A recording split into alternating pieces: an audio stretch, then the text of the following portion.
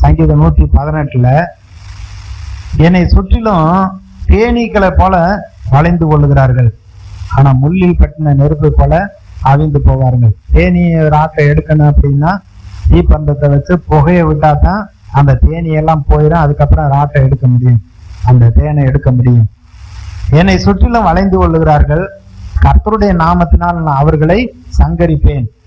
மனுஷனும் சரி, பொல்லாத ஆவிகளும் சரி, நீங்க நல்லா இருக்கக்கூடாது, சந்தோஷமா இருக்கக்கூடாது, நீங்க வெற்றியா வாழக்கூடாதுன்னு பிசாசோடைய ஆவிகளும் உங்களை போராட வர்றான், மனிதர்களும் போராட வர்றாங்க.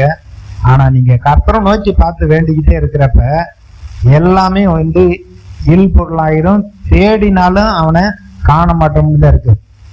சங்கீதத்துல அப்படிதான் கர்த்தர் சொல்றாரு. சங்கீதம் 37 ஒரு துன்மார்க்கன் தனக்கேற்ற நிலத்துல முளைத்திருக்கிற ஒரு மரத்தை போல, ரொம்ப பெரிய பலத்த மரம் போல அவன் இருந்தான். சங்கீதம் 37:35 வசனம். கொடிய பலவந்தனான ஒரு துன்மார்க்கனை கண்டேன், அவன் தனக்கேற்ற நிலத்தில் முளைத்திருக்கிற பச்சை மரத்தை போல் தலைத்தவனாய் இருந்தான், ஆனாலும் அவன் ஒளிந்து போனான் பாருங்கள், அவன் இல்லை, அவனை தேடினேன், அவன் காணப்படவில்லை. நீ உத்தமனை நோக்கி செம்மையானவனை பார்த்திரு, அந்த மனுஷனுடைய முடிவு சமாதானம். அக்கிரமக்காரர் ஏகமாய் அழிக்கப்படுவார்கள், அறுப்புண்டு போவதே துன்மார்க்கரின் முடிவு. நீதிமான்களுடைய ரட்சிப்பு கர்த்தரால் வரும், இக்கட்டு காலத்தில் அவரே அவர்கள் அடைக்கலாம். கர்த்தர் அவர்களுக்கு உதவி செய்து அவர்களை விடுவிப்பார். அவர்கள் அவரை நம்பி இருக்கிறபடியினால் அவர்களை துன்மார்க்கருடைய கைக்கு தப்புவித்து ரட்சிப்பார். அப்ப ஆண்டவர் ரட்சகர், நம்மளை துன்மார்க்கருடைய கைக்கு நீங்களாக்கி ரட்சிக்கிறவர். பொல்லாத அசுத்த ஆவியின் பிடியிலிருந்து நம்மை பாதுகாக்கிறவர். கர்த்தருடைய பிள்ளைகளுடைய வீடு அது ஆசீர்வதிக்கப்பட்டிருக்கும். நீதிமான்களுடைய கூடாரத்தில் ரட்சிப்பின் கம்பீர சத்தம் உண்டு என்று சொல்லி இருக்கிறார். ஆகையினால சோர்ந்து போகாம நம்ம ஜெபம் பண்ண வேண்டும். கடைசியா கொஞ்சம் ஊக்கமா ஜெபம் பண்ண, சோர்ந்து போகாம மாம்ச தலைவீனம் உள்ளதுதான் ஆவி உற்சாகம் உள்ளதுங்கிறாரு. ஊக்கமா அப்படிங்கிறப்ப நிச்சயமா எனக்கு இது நடக்கும். இயேசு கெத்செமனேல ஜெபம் பண்றப்ப அவருக்கு மரண திகில் வந்தது. அவருடைய வேர்வையெல்லாம் ரத்தத்தின் பெருந்துளியா அப்படியே விழுகிறது. ஏன்னா ரத்த குழாயெல்லாம் வெடிச்சு அப்படியே வேர்வை தண்ணி வர்றதுக்கு பதிலாக ரத்தம் வெளியேறுது. ஏன்னா அவர் நிந்திக்கப்பட்டு அவமானப்படுத்தப்பட்டு, அவர் தலையில முள்முடி சுமத்தி, கோலினால் அடித்து, காரி துப்பி, காடி நீரெல்லாம் பிடிச்சு இழுத்து, அற நிர்வாணமா ரோட்ல எல்லாம் இழுத்துக்கிட்டு போறப்ப, சிலுவை சுமந்துட்டு போறப்ப, இதெல்லாம் யோசித்து பாக்குறப்ப அவருக்கு அவ்வளவு வேதனையா இருக்கு. அப்பா பிதாவே, இந்த பாத்திரம் என்னை விட்டு நீங்க கூடுமானால் நீங்கும்படி செய்ய, ஆகில என்னுடைய சித்தத்தின்படி அல்ல உம்முடைய சித்தம் ஆக கடவுன்னு அப்படி ஒப்பு கொடுத்தார். ஊக்கமாய் ஜெபம் பண்ணினார்னு லூக்கா சுவிசேஷத்துல சொல்லி இருக்கு.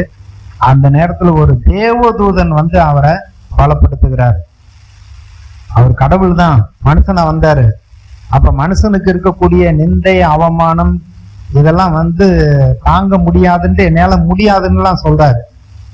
ஆனா இதுக்காகத்தான் நான் வந்தேன்னு தன்னை ஒப்பு கொடுக்கிறார். ஊக்கமா ஜெபம் பண்றாரு. தேவதூதன் அவரை பலப்படுத்துகிறார். அதுக்கப்புறம் எந்த இடத்துலயும் அவரு கஷ்டப்பட்டதாவே தெரியல.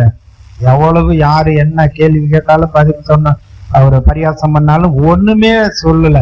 ஏன்னா அங்க சொல்லப்பட்டிருக்கிறது நம்ம எல்லாம் பார்த்து நம்முடைய ரட்சிப்புக்காக அந்த ரட்சிப்பின் அதிபதிய உபத்திரவங்கள்ல பூரணப்படுத்தினார்னு சொல்லப்பட்டிருக்கு. நம்ம எல்லாருக்கும் நித்திய ரட்சிப்பை கொடுக்கும்படியா அவர் மரண பரியந்தம் கீழ்ப்படிந்தார்னு சொல்லப்பட்டிருக்கு. அவர் சிலுவையில தொங்குறப்ப, பாடுபடுகிற பொழுது பயமுறுத்தல, நிந்தித்து பேசுறப்ப பதில் பேசல. சொல்றாங்கல்ல, நீ தேவனுடைய குமாரனா இறங்கி வா, நாங்க நம்புறோம். அவர் என் தேவனே ஏன் என்னை கைவிட்டீர் சொல்றாங்க. எலியாவை கூப்பிடுறாரு, அவர் உதவி செய்வாரான்னு பார்ப்போம். அப்படியெல்லாம் பேசுறாங்க. ஆனா நியாயமாய் தீர்ப்பு செய்யறவருக்கு தன்னை ஒப்பு கொடுத்தார். அப்ப கர்த்தருக்கு நம்ம ஒப்பு கொடுத்து ஊக்கமா நம்ம ஜெபம் பண்றப்ப நிச்சயமா பதில் இருக்கு. யாக்கோபு 5வது அதிகாரத்துல நீதிமான்களுடைய ஊக்கமான வேண்டுதல் மிகவும் பலன் உள்ளது. நீங்க கேட்கிற எல்லாவற்றுக்கும் பதில் இருக்கிறது. நீங்க என்ன சொல்லிடுவாங்க, ஆண்டவர்கிட்ட கேட்டீங்கன்னா நோ சொல்லுவாரு, இல்லாட்டி கொஞ்ச நேரம் வெயிட் பண்ணுன்னு சொல்லுவாரு, அப்புறம் தான் பதில் கொடுப்பாருன்னு 3 விதமா சொல்லுவாங்க.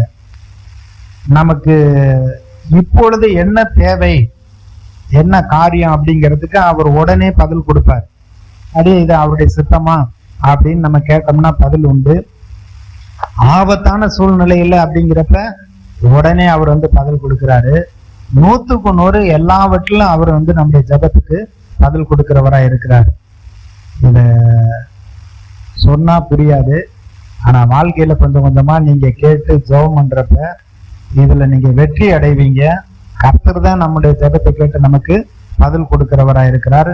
கொஞ்ச நாளுக்கு அப்புறம் என்னென்ன காரியத்துக்கெல்லாம் நாங்க ஜெபம் பண்ணா கர்த்தர் எல்லாத்தையும் நிறைவேற்றினார். உங்க வாழ்க்கையில அப்படி சொல்ல முடியும்.